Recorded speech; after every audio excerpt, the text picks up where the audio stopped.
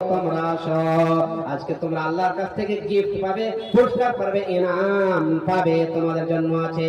তার মা বাপ বলবে, আমরা তো এমন কোন আমল করিনি যেই আমলের বদলে, যে আমলের কারণে আল্লাহ তোমার কাছ থেকে আমরা আজকে পুরস্কৃত হব, পুরস্কার পাওয়ার আশা রাখবো। আমাদের এমন কোন আমল নাই, কোনো কাজ নাই। আল্লাহ বলবেন, আছে আছে, একটা কাজ আছে।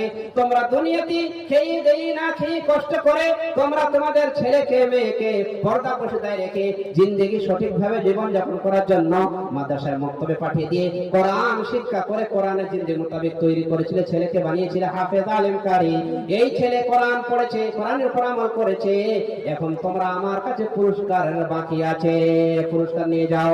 আল্লাহ রাব্বুল আলামিন বলেন, মান ক্বারাআল কোরআন, যে কোরআন পড়ে, ওয়া আমিলা বিমা ফীহি, এবং কোরআনের মোতাবেক জিন্দেগি গঠন করে কোরআনের মোতাবেক আমল করে,